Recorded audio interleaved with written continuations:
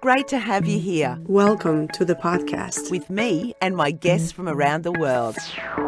Welcome to the Simone Feiler Podcast. Welcome to this podcast. Let's get into it, shall we?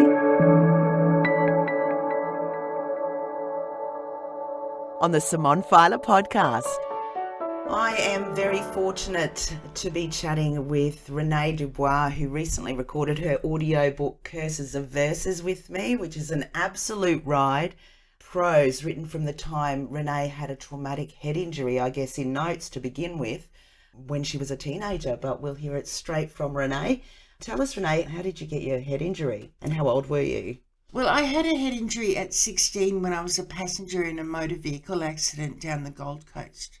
It was a head-on collision with a Sequeb truck on a narrow road. I was actually airlifted to the hospital while unconscious. Oh, you poor thing. Yeah, it was interesting. So what was life like before that head injury? It's hard to remember because I lost a lot of memory and got a mild case of amnesia in the accident. I was had a very sheltered Christian upbringing, and things changed somewhat after the car accident. Right. So how long were you in your coma for?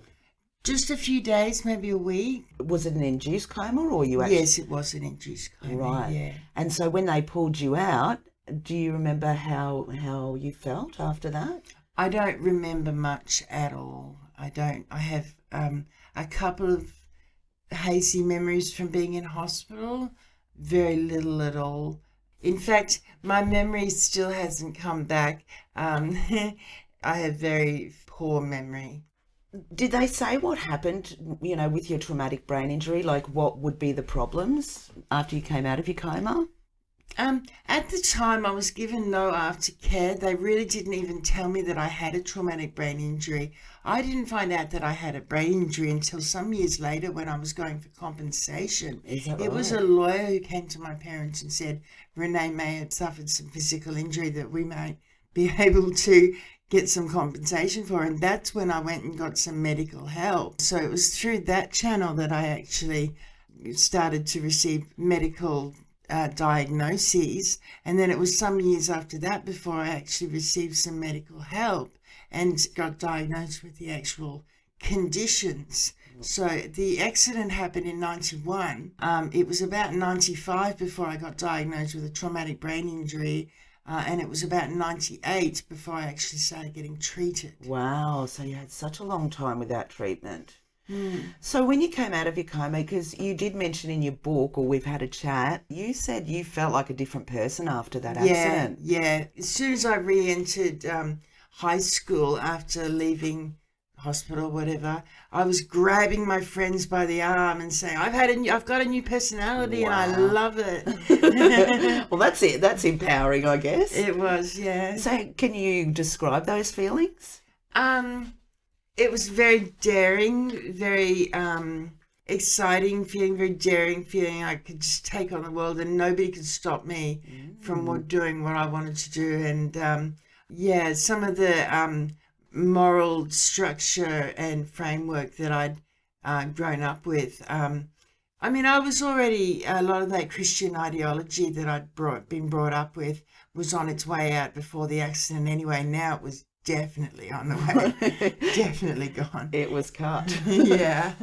Okay, so did it change your relationship with your parents? Obviously, they brought the Christianity into the family, I guess. Yeah, there was a definite problem there with my parents. Right. Yeah, there was a lot of arguments. Yeah, my parents had a difficult time dealing with the new me. They had just seen me in hospital, beaten up and with black and blue bruises from the seatbelt, and my arms in casts from being broken. That was another thing I had. Wow. And I had a surgery on my arm to get plates in my arm, and so they had seen me in the ICU and all of that.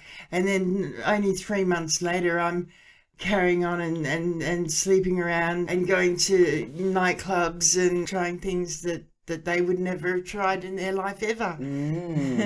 So it's very difficult for them. So did they, like you were saying before you had the head injury beforehand, were you a rebel beforehand? No. Right. So it really did change your personality and I guess changed your relationship with your family then in a big way. Yes. So curses of verses, you said, did you start jotting down your notes for your initial poetry right after your brain trauma? Yeah, pretty much. I got a job, a full-time job within about 3 months of the car accident, and it was within the months during that time that I started jotting down notes. Yeah. Okay. The first couple of poems, the first poem ever in the book, Ode, which is a coffee shop poem, that was written while I was working in my first job since the accident, yeah. So how did you keep it all? Did you have a particular notebook that you put it all in, or it was all over the place on different It was all over the place. Okay. So you left school then, obviously, after your injury and got a job. Yes, that's right. So what grade were you in? Year 11. Okay. Yeah. Did you have in mind before the head injury to go on to grade 12? Was there? Yes, I did. I did well in school up until year 10, but I never studied. I was just pretty smart, I guess.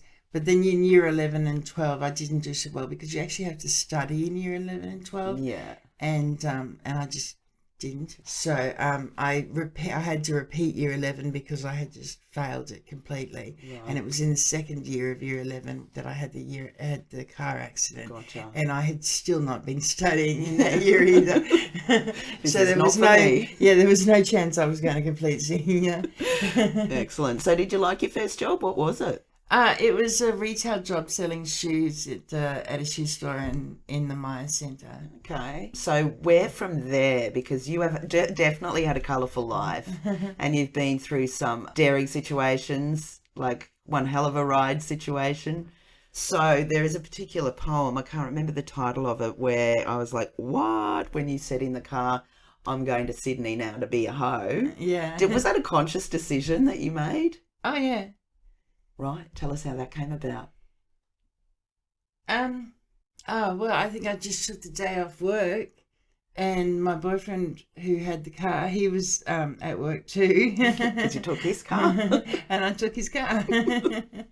You won't be needing this anymore. Yeah. I think I'd just been paid from this job, and it was a fortnightly pay, and it was a good job, so it was a good pay. Right. And I remember ringing them, and they say if you want to take a day off work, tell them you've got gastro. So I told them I had gastro.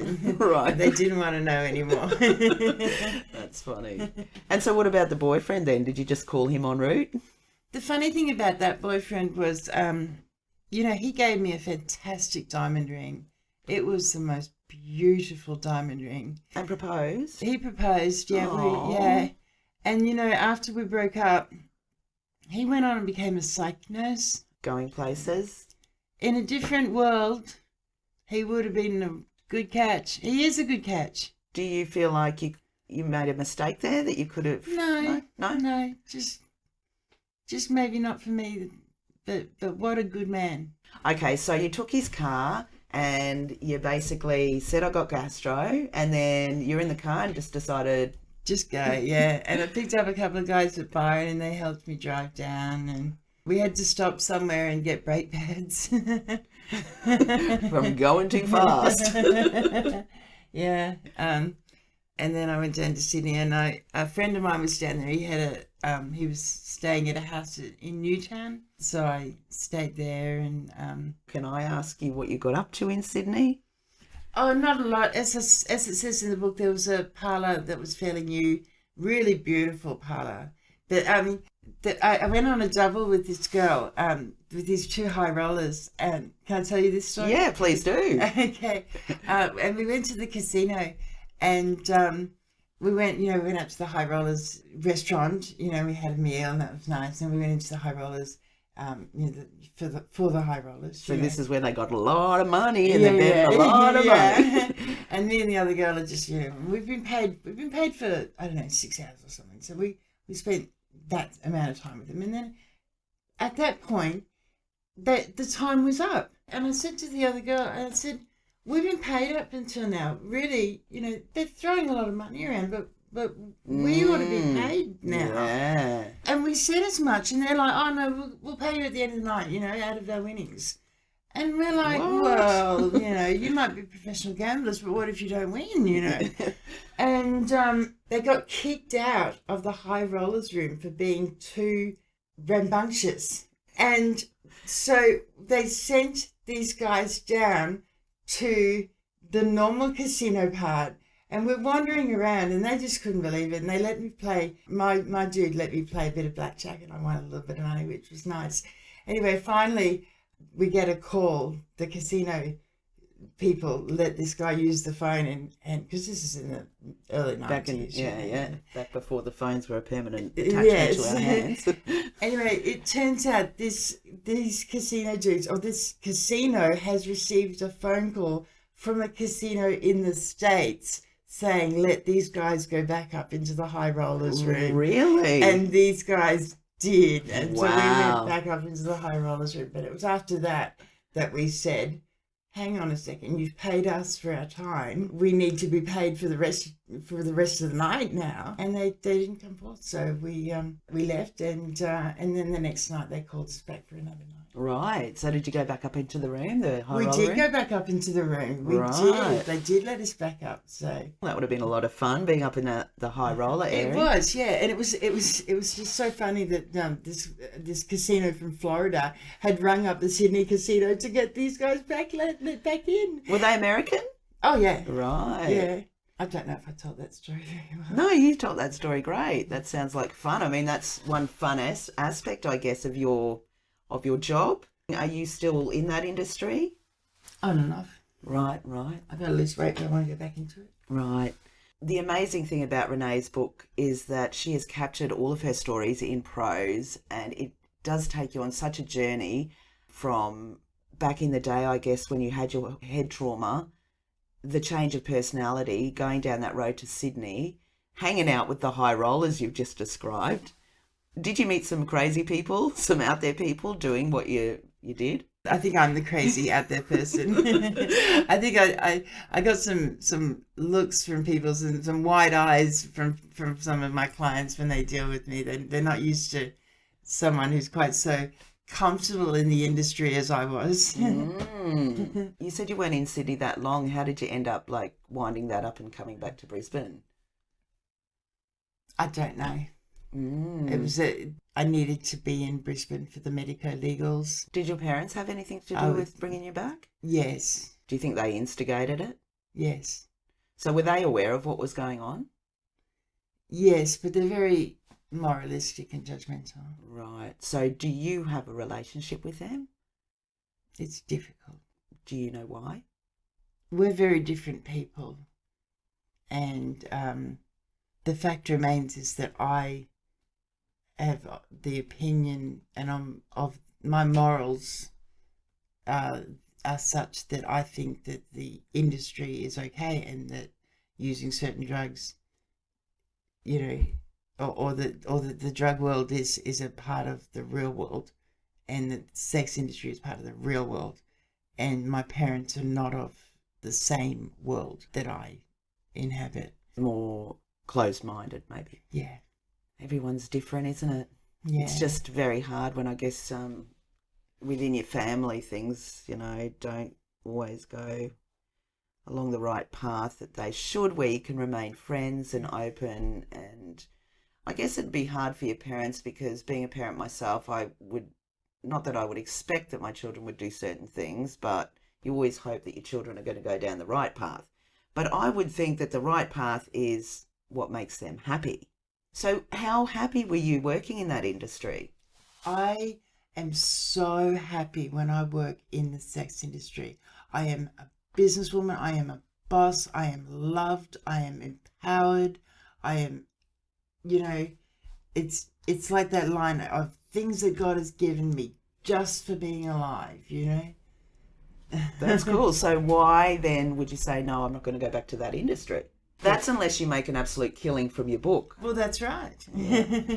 So it documents the journey from your head injury right up to basically when you came back. Your last couple of poems are amazing.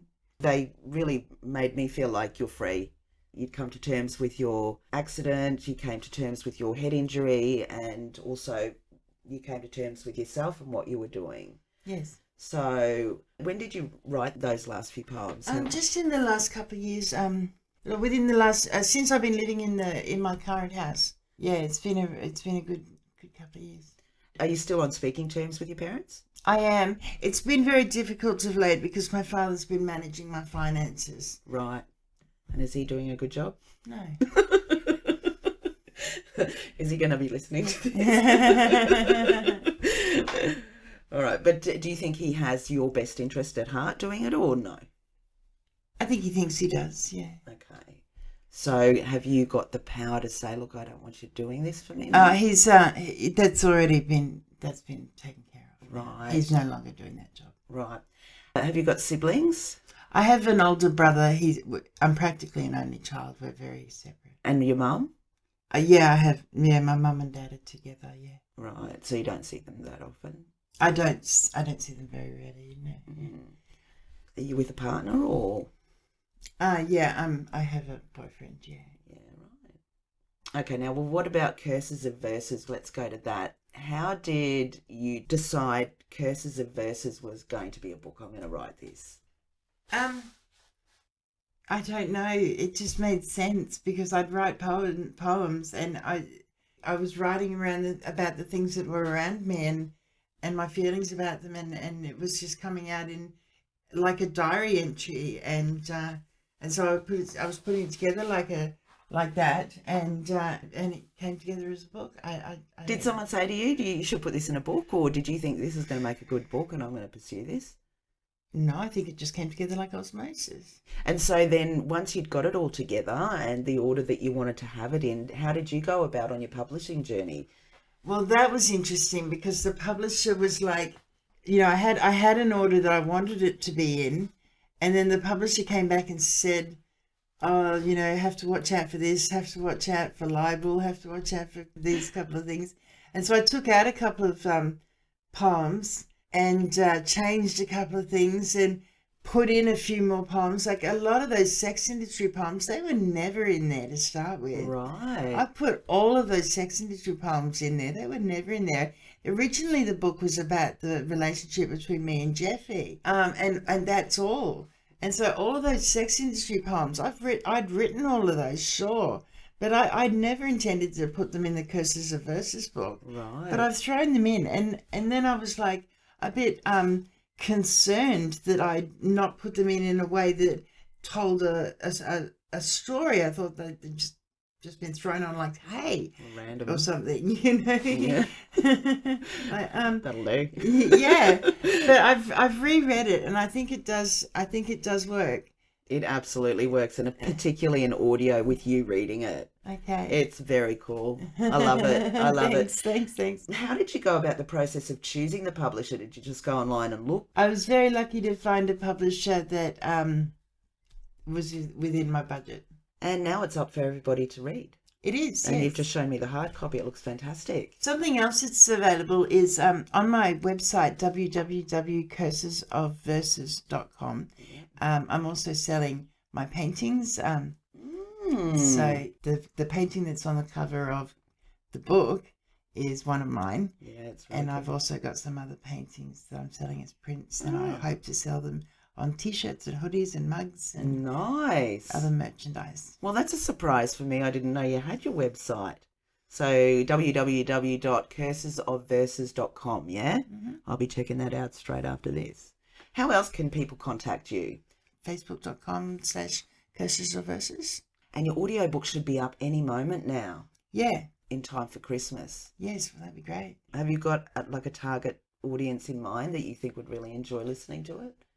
I definitely think this is 20s to 50s age group, people who are interested in sex, drugs, and rock and roll, I reckon, and also people who have an interest in mental health, traumatic brain injury, people who have mental health support background. Yeah.